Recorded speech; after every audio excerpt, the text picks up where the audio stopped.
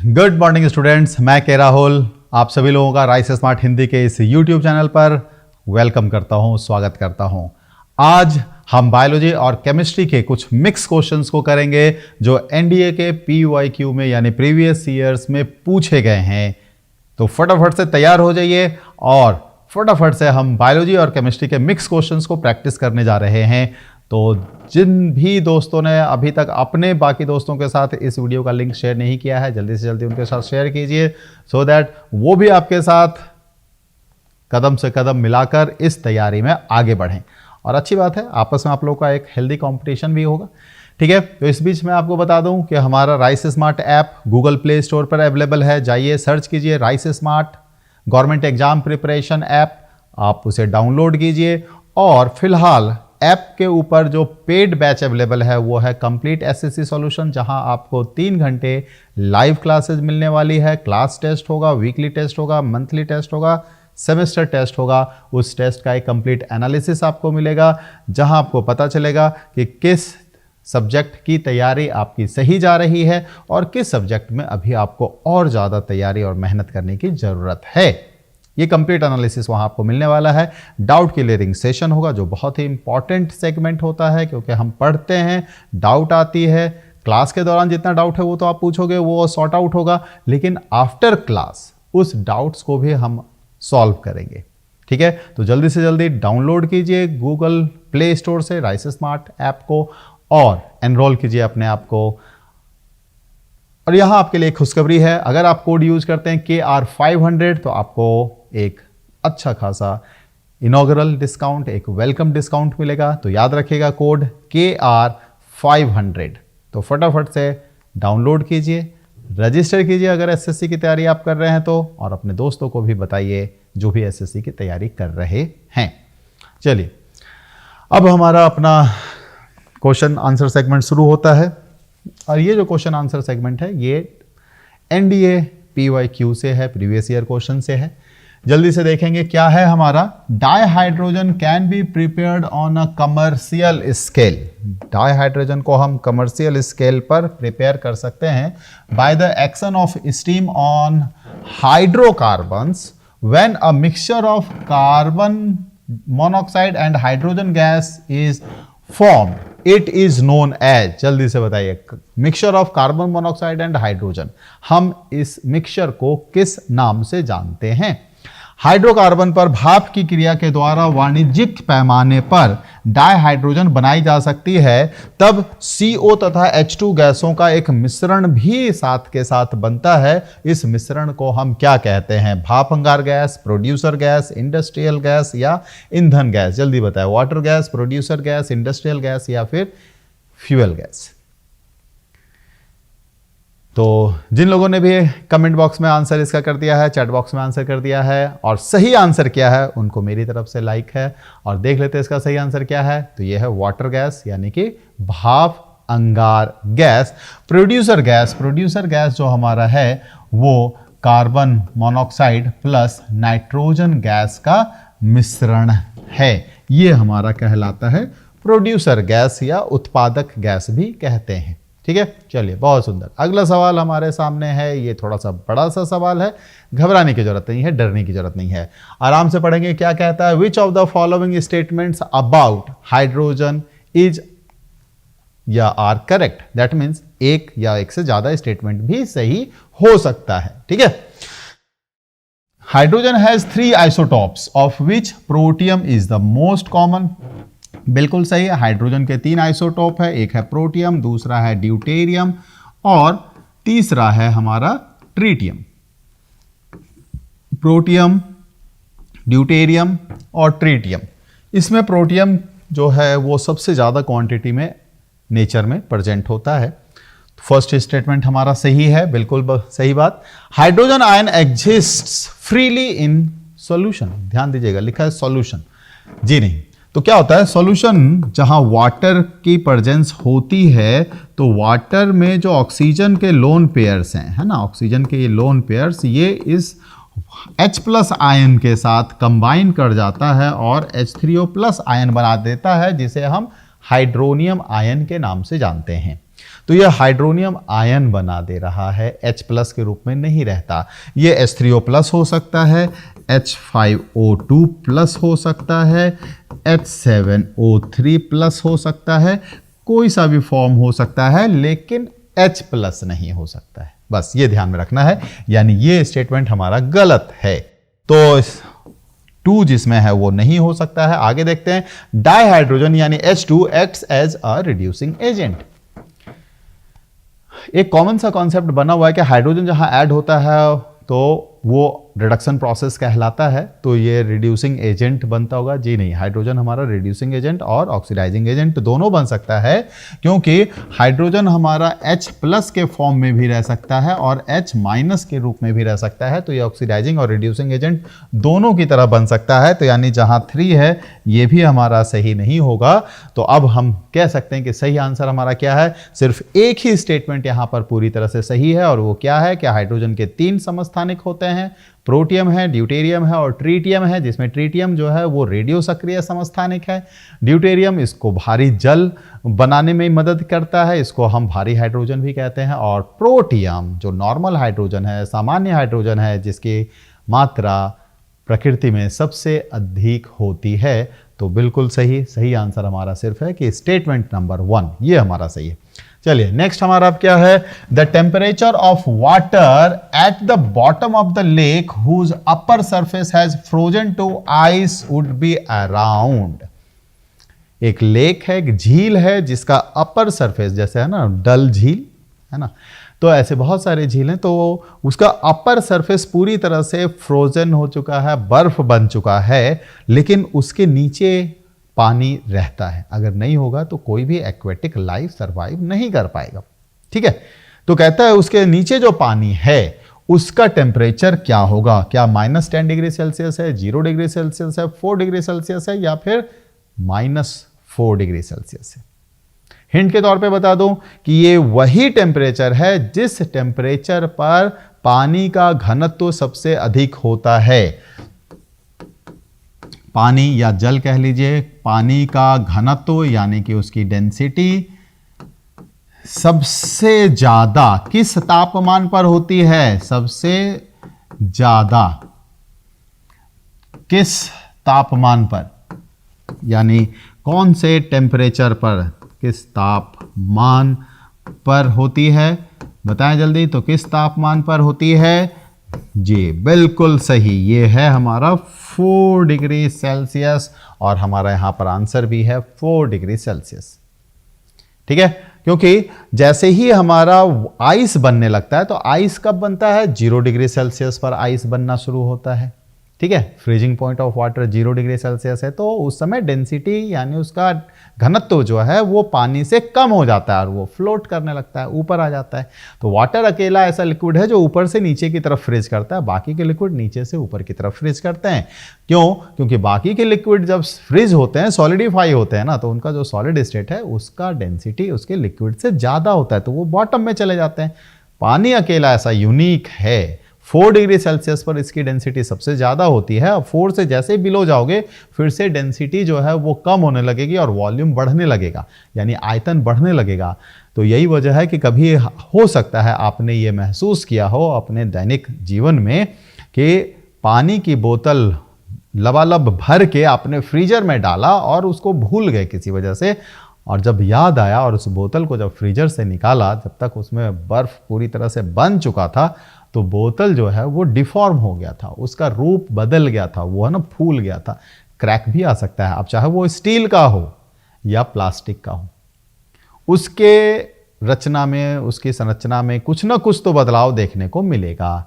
और ये इसलिए हुआ क्योंकि वो पानी जब आइस बना तो फैलना चाहा, क्योंकि अब वॉल्यूम उसका बढ़ रहा है, आयतन बढ़ रहा है, लेकिन वो लबालब भरा हुआ था, तो बढ़ने के लिए उसको फैलने के लिए जगह नहीं मिला, तो उसका जो प्रेशर एग्जर्ट हुआ ना, उसने बोतल को स्वेल कर दिया या उसको क्रैक कर दिया। यही वजह है कि कई बार ठंडे प्रदेशों में जहां पर बहुत ज़्यादा ठंड जब पड़ती है, वाटर पाइपलाइंस के अंदर बर्फ जमने लगता है, और अगर वो वाटर पाइपलाइन कमज़ोर हो गया है तो कई जगहों पर वाटर पाइपलाइन फट जाते हैं। ठीक है, चलिए बहुत सुंदर।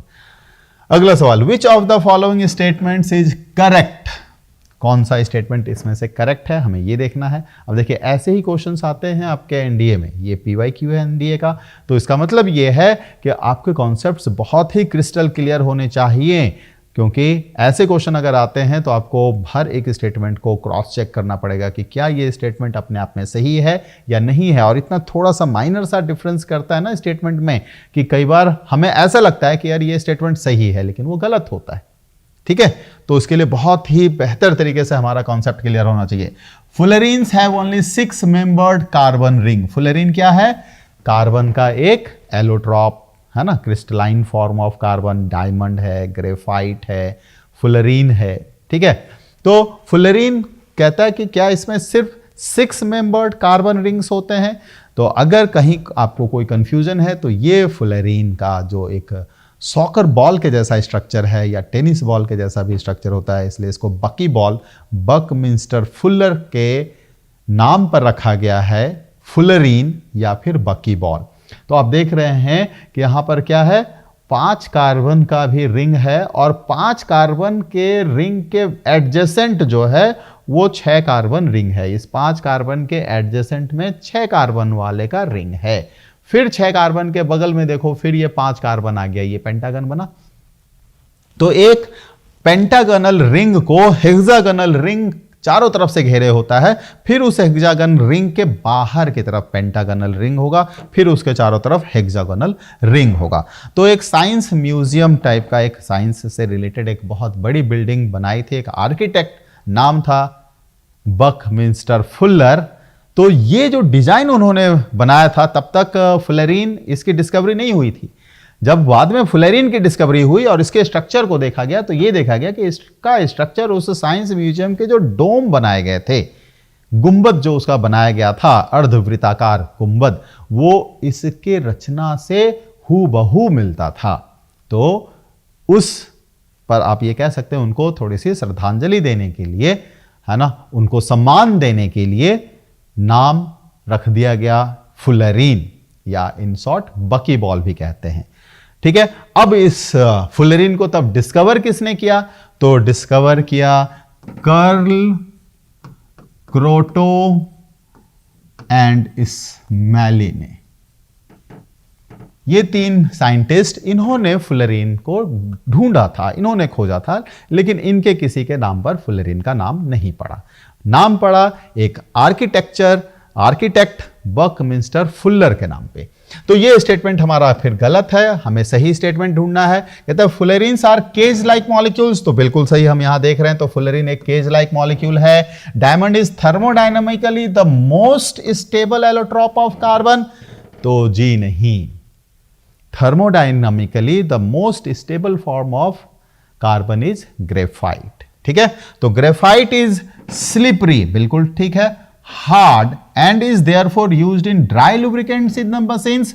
मुझे मालूम है कई बच्चे कह रहे होंगे कि डी भी हमारा सही है, लेकिन नहीं मेरे दोस्त, डी हमारा गलत है, क्योंकि ग्रेफाइट जो है ये सॉफ्ट होता है, हार्ड नहीं होता। स्लिपरी सही है, स्लिपरी होने की वजह से इसको हम सॉलिड लुब्रिकेंट के तौर पर, एक ठोस स्नेहक के तौर पर, है ना, शुष्क स्नेहक के तौर पर हम इसे यूज करते हैं उन मशीन्स में जो बहुत हाई टेम्परेचर पर वर्क करते हैं, जहां लिक्विड लुब्रिकेंट, एक द्रव स्नेहक, तरल स्नेहक का इस्तेमाल पॉसिबल नहीं है। वहां इस ड्राई लुब्रिकेंट या शुष्क स्नेहक के तौर पे ग्रेफाइट का इस्तेमाल किया जाता है, लेकिन ये सॉफ्ट होता है, हार्ड नहीं। मैंने अभी शुरू में कहा था कि ऐसे क्वेश्चंस को करने के लिए हमें जो है बहुत ही क्लियर कॉन्सेप्ट हमारा होना चाहिए, सो दैट उसकी छोटी सी भी गलती जो उसके अंदर लिखी गई है हम उसे पकड़ पाएं। तो यहां पर अब हम क्या देख रहे हैं कि ये स्टेटमेंट भी गलत है, ये स्टेटमेंट भी गलत है, तो सिर्फ बी जो है हमारा वो करेक्ट स्टेटमेंट है। वेरी गुड, चलिए बढ़ते हैं अपने अगले सवाल की तरफ। हमारा अगला सवाल क्या है? Process involve in the passage of food in the alimentary canal, है ना, पूरे एलिमेंट्री कैनाल के अंदर फूड जिस प्रोसेस से पास होता है हम उसे क्या कहते हैं, है ना। जैसे मान लो यहां पर फूड है, फिर ये आगे मूव करके यहां आता है, फिर ये आगे मूव करके आइसोफेगस में होता हुआ यहां, फिर ये तो हमारा यहां पर क्या कहलाता है? ठीक है। तो यहां पर ये सलाइवा के साथ मिक्स किया हुआ होता है, तो हम इसे कहते हैं बोलस। फिर उसके बाद यहाँ ये स्टमक में आ जाता है, अमाशय के अंदर एंटर करता है, यहाँ ये एसिड के साथ मिल जाता है। फिर ये आगे जब निकलता है तो यहाँ इस खाने को अब हम कह देते हैं चाइम, ठीक है।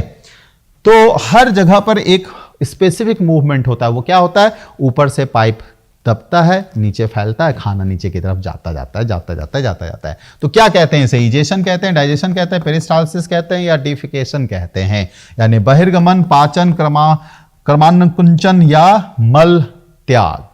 तो जी हाँ, तो इसे हम क्या कहते हैं, पेरिस्टाल्सिस यानी क्रमानुकुंचन के नाम से जाना जाता है, ठीक है। चलिए जी, अगला सवाल, एक्सेस कार्बोहाइड्रेट्स आर, जब अगर मान लो कि हम बहुत सारा कार्बोहाइड्रेट खा रहे हैं तो बॉडी में जितना तुरंत जरूरत है उतना तो यूटिलाइज हो जाएगा, लेकिन जो एक्सेस ऑफ कार्बोहाइड्रेट्स है वो क्या होगा। अब देखो, बहुत सारे कार्बोहाइड्रेट तो हमारे बॉडी के अंदर ग्लाइकोजेन के रूप में स्टोर हो जाता है, लेकिन अगर उससे भी ज्यादा हमारे पास कार्बोहाइड्रेट खाए तो क्या होगा, क्या स्टोर्ड इन बॉडी होगा, चेंज्ड थ्रू लाइपोजिनेसिस होगा, एमिनेटेड होगा, या पास्ड इन द स्टूल होगा, यानी वो मल के द्वारा त्याग कर दिया जाएगा, निकाल दिया जाएगा, ऐसा होगा। तो ऐसा कुछ भी नहीं होगा। देखो, हमारे बॉडी में स्टोर होता है, लेकिन यहां अब देखो कई बार क्या होता है ना, क्वेश्चन ऐसे होते हैं जिसमें एक से ज्यादा ऑप्शन हमें ऐसा लगता है कि सही है। तो ऐसी सूरत में जो सबसे ज्यादा एक्यूरेट आंसर है हमें उसे ढूंढना है, ठीक है। तो स्टोर तो हो रहा है कार्बोहाइड्रेट हमारे बॉडी में, ऐसा तो है नहीं कि वो पास आउट हो रहा है स्टूल में, तो ये दो चीजें तो यहां पर इन्वॉल्व नहीं होंगी। तो स्टोर हो रहा है, लेकिन किसी ने अगर स्टोर किया तो वो गलत हो जाएगा। स्टोर होता है, लेकिन बेसिकली ज़्यादातर अगर जो बहुत ज़्यादा कार्बोहाइड्रेट हमने लिया हुआ है तो वो लिपिड में कन्वर्ट हो जाता है थ्रू द प्रोसेस ऑफ लाइपोजिनेसिस, और फिर उस लिपिड के रूप में हमारे शरीर में इकट्ठा होता है, ठीक है। तो सही आंसर हमारा क्या है कि excess carbohydrates are change through lipogenesis. Very good. Next question, calorific value of carbohydrate per gram is. कई बार ये क्वेश्चन आया हुआ है, बहुत इंपॉर्टेंट क्वेश्चन, ये एसएससी के भी डिफरेंट फॉर्म्स में आता रहता है।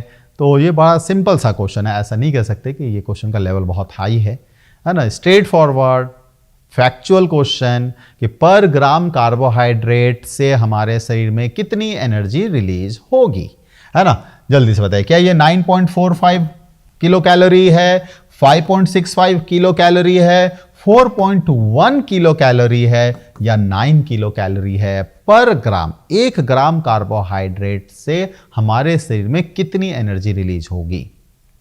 जी हाँ, बिल्कुल सही। जिन्होंने भी सही जवाब दिया मेरी तरफ से उनको लाइक है। 4.1 किलो कैलोरी की एनर्जी रिलीज होती है पर ग्राम। 9.45 किलो कैलोरी ये एनर्जी रिलीज होती है 1 ग्राम फैट या फिर कह लो लिपिड से, ठीक है। तो लिपिड अगर देखा जाए, जो वसा है हमारे शरीर में, वो कार्बोहाइड्रेट से 2 गुनी एनर्जी से भी थोड़ा ज्यादा एनर्जी प्रोड्यूस करता है, ठीक है। तो वसा से हमें शरीर में ज्यादा एनर्जी मिलती है। और 1 ग्राम प्रोटीन से हमें जो एनर्जी मिलती है वो है 5.65 किलो कैलोरी। और 1 ग्राम कार्बोहाइड्रेट से जो एनर्जी मिल रही है वो हो गई फिर 4.1 किलोग्राम जो कार्बोहाइड्रेट से मिलता है। तो सही आंसर हमारा हो गया 4.1 kilo calorie from 1 gram of carbohydrate. Very good. Next, pulp cavity of teeth opens. Pulp cavity of teeth, तो ये हमारा टीथ का रचना है एक तरह से, है ना। चलो कोशिश की है कि अच्छा से बन जाए। और अब ये इसके चारों तरफ ये हमारा गम्स है ना, कभी खुशी कभी गम। तो ये वो वाला गम नहीं है, ये मसूड़ा है। तो इसके अंदर हमारा ये दांत जो है वो घुसा हुआ रहता है, एक सॉकेट के अंदर है, इसलिए इसे हम कहते हैं थेकोडोंट, है ना, गर्त दंती, हमारा दांत जो है वो किस प्रकार का है, थिकोडोंट, या फिर इसे कहते हैं गर्त दंती, जो हमारे दांत के ये सॉकेट में बना हुआ है। तो ये ऊपर हमारा ये क्या कहलाता है, ये एनामेल कहलाता है। बहुत ही ज़्यादा स्ट्रॉन्ग मटेरियल होता है, कैल्शियम फॉस्फेट का बना हुआ होता है, ठीक है। और उसके नीचे जो हमारा रचना होता है इसे हम कहते हैं डेंटाइन, ओके। और डेंटाइन के नीचे ये जो है ये हमारा कहलाता है pulp.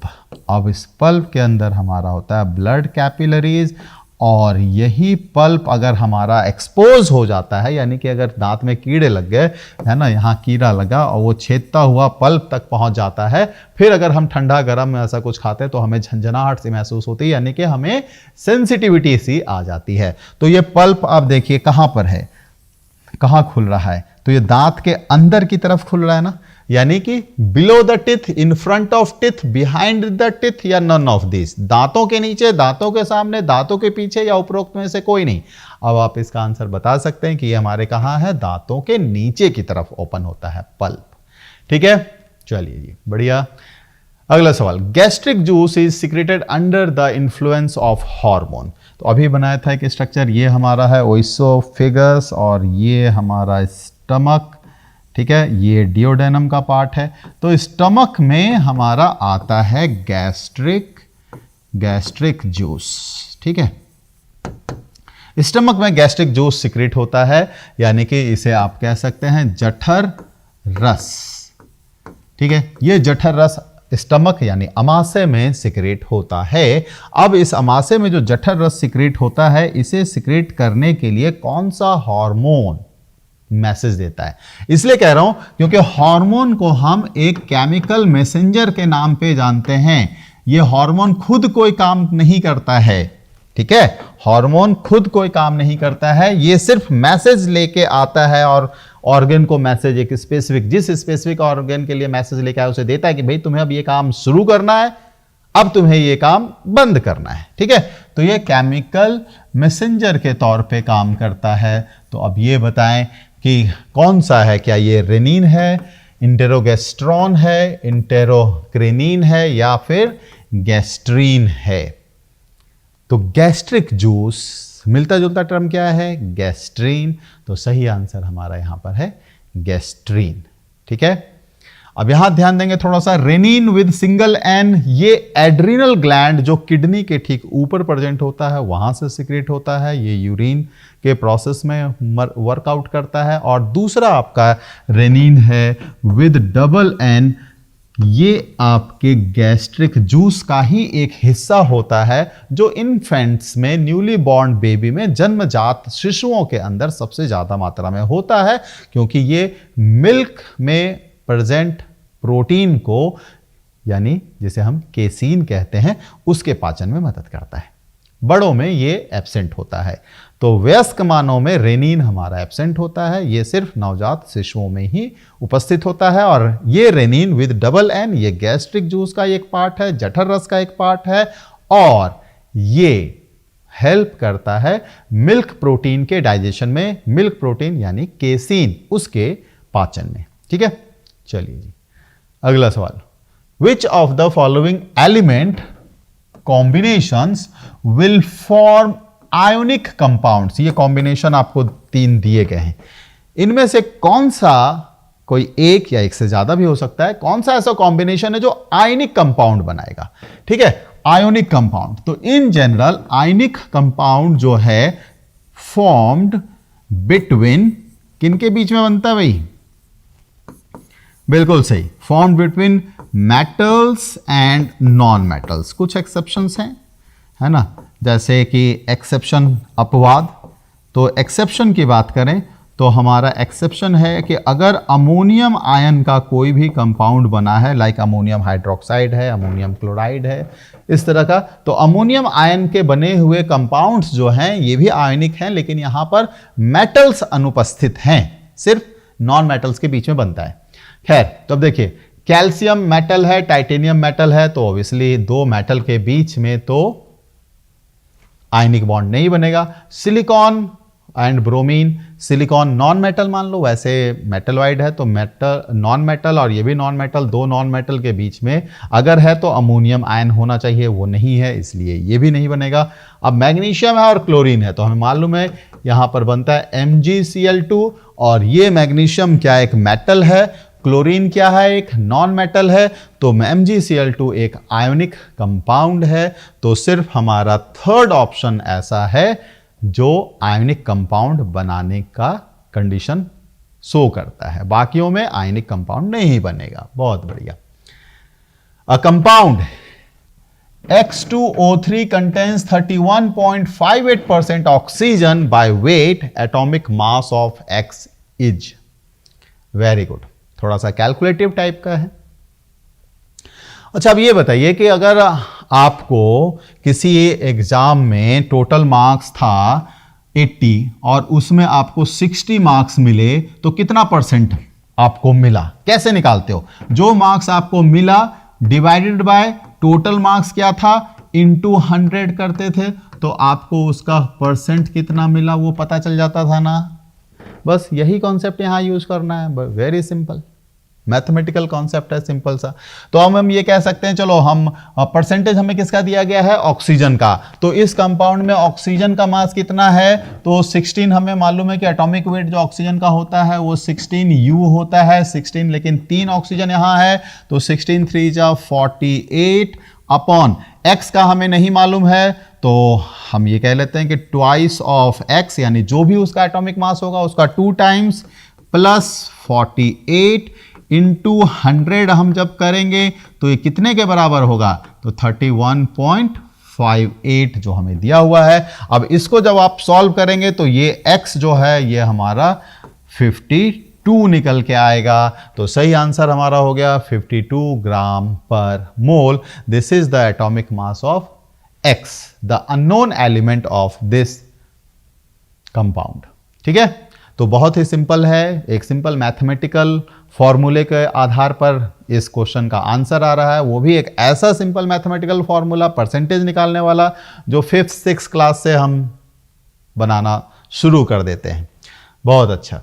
Next, Which one among the following contains the most neutrons? इनमें से सबसे ज्यादा न्यूट्रॉन्स किन के पास है, जल्दी से बताइए। मैं सिर्फ आपको हिंट दे रहा हूं कि सपोज ये करो ये एक अननोन एलिमेंट x है तो इसके नीचे की तरफ जो लिखा होता है वो एटॉमिक नंबर होता है और जो इसके सर के ऊपर लिखा होता है वो इसका मास नंबर होता है, यानी द्रव्यमान संख्या, और नीचे है परमाणु संख्या।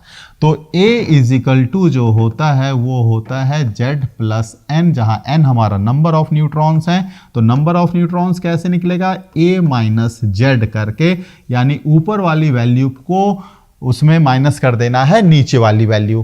तो बहुत ही सिंपल, अब यहां माइनस करते चले जाइए, ऊपर वाले से नीचे वाले को, ऊपर वाले से नीचे वाले को, जिसका डिफरेंस सबसे ज्यादा होगा वही हमारा करेक्ट आंसर है। चलिए ठीक है, नेक्स्ट क्वेश्चन।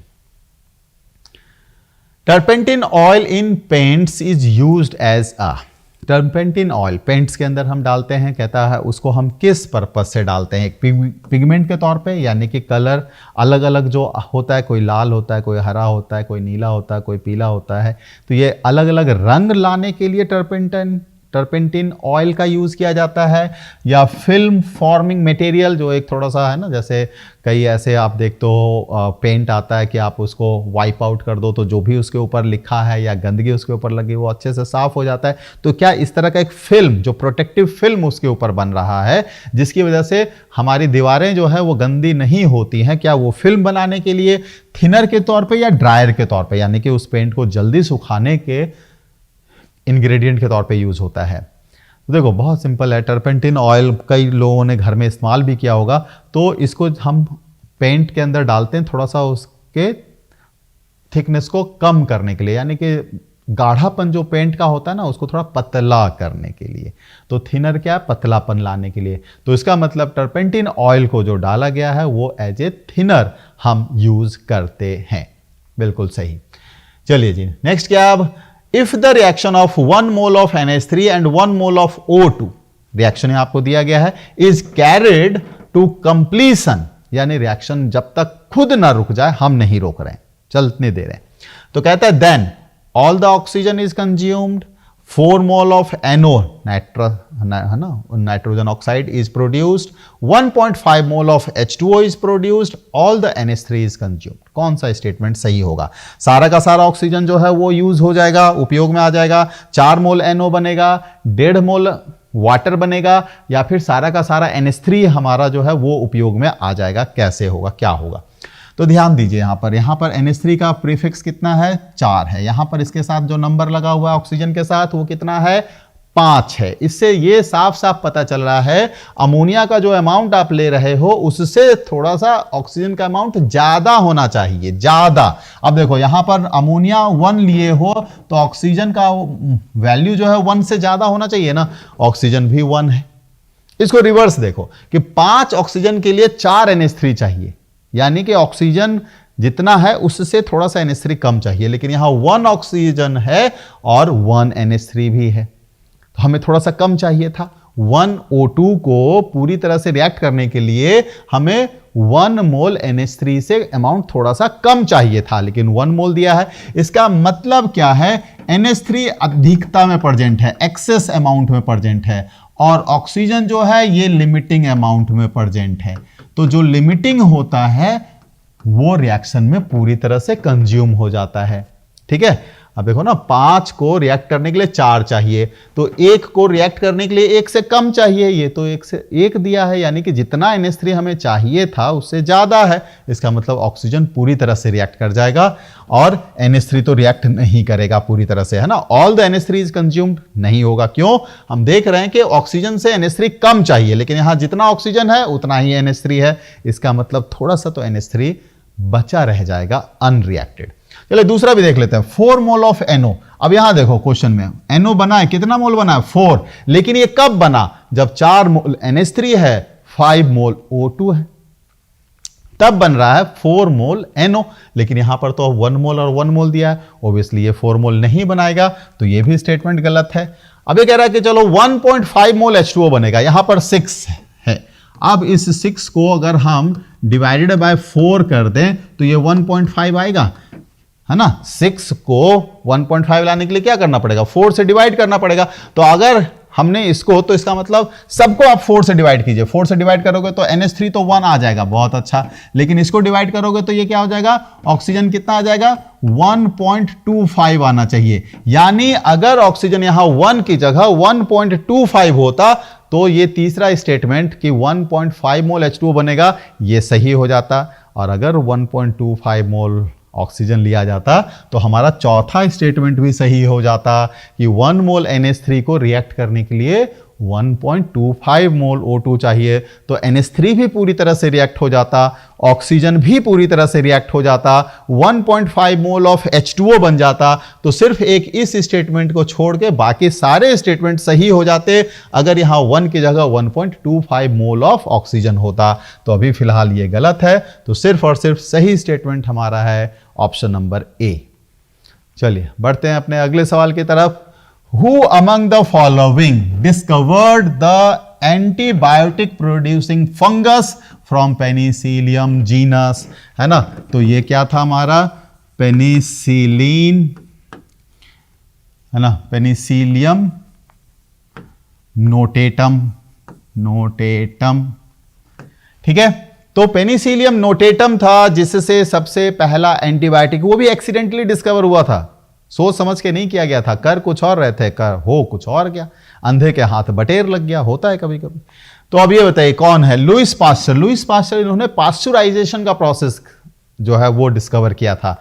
याद है ना, जितने भी मिल्क आते हैं पास्चुराइज्ड मिल्क होता है। पास्चुराइज्ड मतलब क्या? उसको बैक्टीरिया फ्री बनाने का एक स्पेशल प्रोसेस, जिसमें हम क्या करते हैं,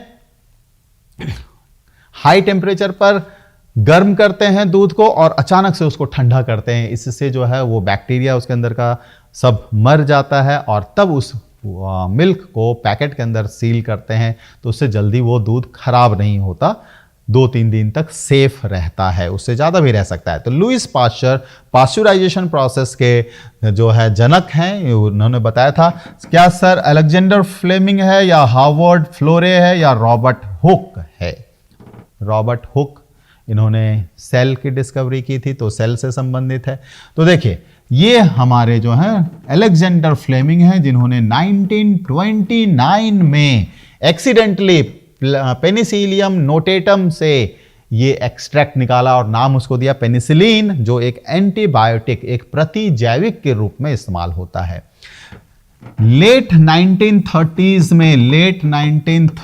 में हार्वर्ड फ्लोरे ने भी पेनिसिलिन को एक्सट्रैक्ट किया, ठीक है, और इन दोनों ने मिलकर 1945 के नोबेल प्राइज को आपस में शेयर किया,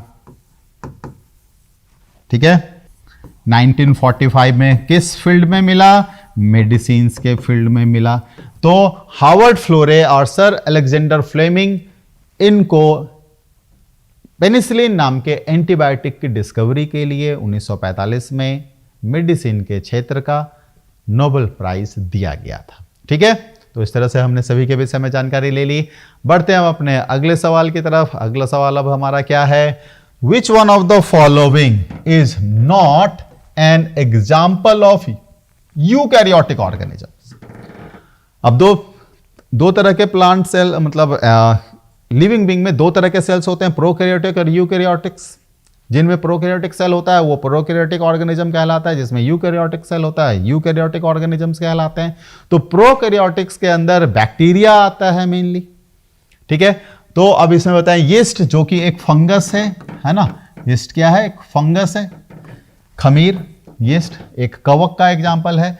बैक्टीरिया है, प्लांट है, ह्यूमन बीइंग है। तो कहता है which one of the following is not an example of eukaryotic organism. अगर ये कह रहा है कि एक यूकैरियोटिक ऑर्गेनिज्म का एग्जाम्पल नहीं है, मतलब कि वो प्रोकैरियोटिक है, और अभी आपको बताया बैक्टीरिया, ठीक है। आर.एच. विटेकर इन्होंने 5 किंगडम क्लासिफिकेशन दिया था, तो मोनेरा और प्रोटिस्टा, फंगाई, प्लांटी, एनिमेलिया, तो ऐसे बनाया था। तो उसमें मोनेरा, जिसके अंदर हमारा ये बैक्टीरिया आता है, ये हमारा क्या है? प्रोकैरियोटिक ऑर्गेनिज्म है, जिसके अंदर जो न्यूक्लियस होता है, जो इसका केंद्रक होता है, वो न्यूक्लियस मेम्ब्रेन, न्यूक्लियर मेम्ब्रेन यानी कि केंद्रक झिल्ली से घिरा हुआ नहीं होता है, साइटोप्लाज्म में यानी कोशिका द्रव के अंदर फ्रीली घूमता रहता है। तो हमारा सही आंसर क्या हो गया? बैक्टीरिया यानी जीवाणु, जो एक प्रोकैरियोटिक ऑर्गेनिज्म है, इसलिए ये यूकैरियोटिक नहीं है। ये हमारा इस क्वेश्चन का सही आंसर। नेक्स्ट क्या है? Which one of the following vitamins is synthesized in our own skin? हमारे शरीर के त्वचा में इनमें से कौन सा विटामिन ऐसा है जो बनता है?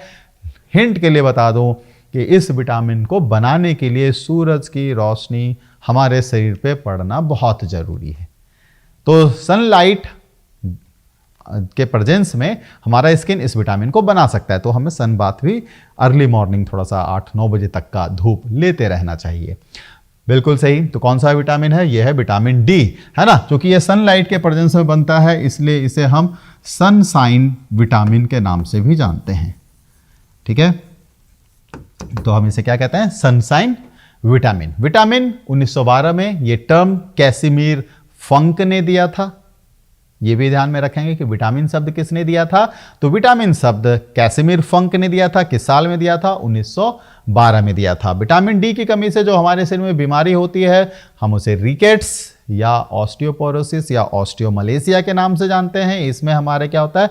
पैर के निचले हिस्से का हड्डी जो होता है वो टेढ़ा हो जाता है, क्योंकि शरीर का वजन पड़ता है तो वो थोड़ा सा टेढ़ा हो जाता है, धनुष के आकार का। तो बच्चों में ये बीमारी रिकेट्स कहलाती है, बड़ों के अंदर ये ऑस्टियोमलेशिया के नाम से जाना जाता है, ठीक है। विटामिन सी, इसकी कमी से स्कर्वी होता है, इसे एस्कॉर्बिक एसिड के नाम से जानते हैं। विटामिन डी का केमिकल नेम कैल्सीफेरॉल है। विटामिन सी, इसे एस्कॉर्बिक एसिड के नाम से जानते हैं। लेमन है, ऑरेंजेज हैं, है ना, यानी नींबू है, संतरा है, आंवला है, ये सब इसके बहुत बेहतरीन स्रोत हैं। और विटामिन सी की कमी से हमें मसूड़ों की समस्या होती है, ब्लीडिंग गम्स होता है, मसूड़ों से खून आता रहता है। विटामिन बी, देखिए विटामिन बी के अंदर 8 अलग अलग सदस्य हैं। विटामिन B1 है, B2 है, B3 है, B5 है, B6 है, B7 है, B9 है, B12 है। तो ये सब हमारे इसके अलग अलग मेंबर्स हैं, सबका अलग अलग सोर्स है, सबसे अलग अलग तरह की बीमारियां होती हैं। विटामिन ए जो गाजर, हरे पत्तेदार सब्जियां, ये सब खाने से हमें मिलता है। विटामिन ए की कमी से हमें नाइट ब्लाइंडनेस यानी रतौंधी हो जाती है। तो सूरज के प्रकाश में तो हम चीज़ों को बहुत अच्छे से देख पाते हैं, लेकिन जैसे ही दिन ढलता है हम देख नहीं पाते। अब तो ऐसे कहोगे सर दिन ढलता है, रात हो जाती है तो हम तो ऐसे भी नहीं देख पाते, रोशनी तो हमें चाहिए। तो हम इस आर्टिफिशियल लाइट में भी चीज़ों को अच्छे से देख पाते हैं, लेकिन जिनके अंदर विटामिन ए की कमी हो गई है वो आर्टिफिशियल लाइट में सही से नहीं देख पाते। ठीक है, चलिए जी अगले सवाल की तरफ। In blood platelets are required for, रक्त में बिंबाणु किसके लिए आवश्यक होते हैं? ब्लड के 4 कंपोनेंट्स हैं, है ना। ब्लड प्लाज्मा जो सबसे ज़्यादा पार्ट ब्लड प्लाज्मा का होता है और उसमें वाटर की मात्रा सबसे ज़्यादा होती है। फिर ब्लड प्लेटलेट्स है, आरबीसी है, डब्ल्यूबीसी है, ये 4 कंपोनेंट्स होते हैं ब्लड्स के। अब ये बताइए कि प्लेटलेट्स का काम किस चीज़ में है? ट्रांसपोर्ट ऑफ ऑक्सीजन, तो ऑक्सीजन हमें मालूम है। आरबीसी जो हीमोग्लोबिन प्रेजेंट होता है उसमें, वो ऑक्सीजन का ट्रांसपोर्टेशन में मदद करता है। ट्रांसपोर्टेशन ऑफ कार्बन डाइऑक्साइड, तो कार्बन डाइऑक्साइड के भी ट्रांसपोर्टेशन में हीमोग्लोबिन का ही रोल है। इनिशिएटिंग ब्लड क्लॉटिंग या इनिशिएटिंग डिग्रेडेशन ऑफ यूरिया, तो यूरिया का डिग्रेडेशन क्या, वो तो किडनी में जाके फिल्टर होता है। लीवर में यूरिया बनता है, किडनी में जाके फिल्टर होता है। ब्लड बस यूरिया को ट्रांसपोर्ट करता है लीवर से लेकर किडनी तक, तो डिग्रेडेशन भी नहीं करता है। तो ट्रांसपोर्टेशन ऑफ ये भी नहीं है, ट्रांसपोर्टेशन ऑफ ऑक्सीजन भी नहीं है। इसका मतलब ब्लड प्लेटलेट से हमारे शरीर में खून के थक्के बनने का प्रक्रिया शुरू होता है। अब अगर हम इसमें बात करें विटामिन की, तो विटामिन के हमारा एक ऐसा विटामिन है जिसकी कमी से ब्लड क्लॉटिंग टाइम बढ़ जाता है, यानी रक्त का जो थक्का जमने का समय है वो बढ़ जाता है, यानी रक्त का थक्का जल्दी नहीं बनता है और एक्सेसिव ब्लीडिंग की वजह से हम डेंजर जोन में आ सकते हैं, यानी कि खतरा बढ़ सकता है। ठीक है, चलिए नेक्स्ट क्या है? Which one of the following is not a site? हमेशा ध्यान रखिएगा, नॉट वाला, नॉट करेक्ट, ऐसा ना बड़ा कंफ्यूजिंग होता है, क्योंकि हम ज़्यादातर ना पॉजिटिव चीज़ों को ध्यान में रखने वाले होते हैं, तो पॉजिटिव चीज़ों को देखते हैं। हमें यहाँ ये देखना है कौन नहीं है, फोकस इस पे करना है। ठीक है, तो action in human body for the malarial parasite Plasmodium. Malaria parasite नाम क्या है उसका? प्लाज्मोडियम। और ये प्लाज्मोडियम क्या है? क्या ये एक वायरस है, बैक्टीरिया है, फंगाई है या प्रोटोजोआ है? ये किस क्लास से बिलोंग करता है? तो ये एक प्रोटोजोआ है। प्रोटोजोआ से भी हमें बीमारियां होती हैं, तो ये एक प्रोटोजोआ है। Plasmodium vivax, Plasmodium malariae, Plasmodium falciparum, ये अलग अलग स्पीसीज हैं। ठीक है, तो अब बताइए, ये ह्यूमन बॉडी के अंदर liver, kidney, red blood cells and brain, इनमें से कौन सा ऐसा ऑर्गन है जिसको ये इंपैक्ट नहीं करता है? तो बिल्कुल सही, ये ब्रेन है हमारा, जिस पे मलेरियल पैरासाइट प्लाज्मोडियम का अटैक नहीं होता है। चलिए जी अगला सवाल हमारा अब आ रहा है, क्या है? Which one of the following is useful in paper manufacturing industry? Paper manufacturing industry में इनमें से क्या हमारे लिए यूजफुल है? Fibrous plants, orchids, non flowering plants या plants growing in high altitude, है ना। रेशेदार पादप, ऑर्किड, अपुष्पी पादप या उच्च तुंगता में उगने वाले पादप, जो पहाड़ों पे ऊंचाइयों पर पौधे जो बनते हैं, जो जन्म लेते हैं, जो ग्रो करते हैं, उनसे। तो पेपर इंडस्ट्री के लिए बताइए किस तरह के पादप हमें चाहिए? तो नाम से ही थोड़ा सा लग रहा है कि पेपर बनाने के लिए हमें ऐसे प्लांट चाहिए जो रेशेदार हो। कोई मतलब नहीं ऑर्किड हो या अपुष्पी पादप हो, ऑर्किड के फ्लावर्स बड़े अच्छे लगते हैं, है ना।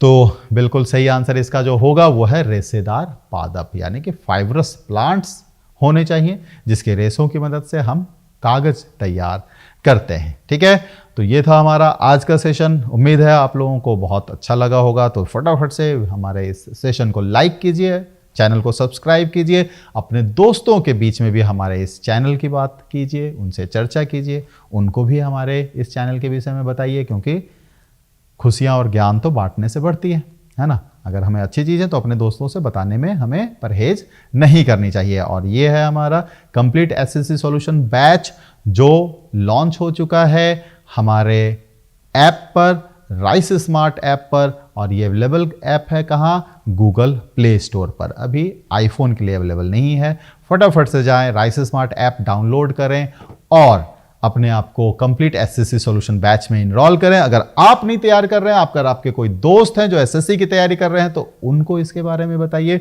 वहाँ उस ऐप पर भी कई डेमो क्लासेज अवेलेबल हैं, वो देख सकते हैं। हमारे यहाँ पे क्लासेस चल रही होती हैं, वो देख सकते हैं। अगर सेटिस्फाइड हैं, अपने आप को रजिस्टर कीजिए। रजिस्टर करते ही आप ये कोड यूज करेंगे KR500। इस कोड को यूज करते ही आपको एक वेलकम डिस्काउंट मिलेगा।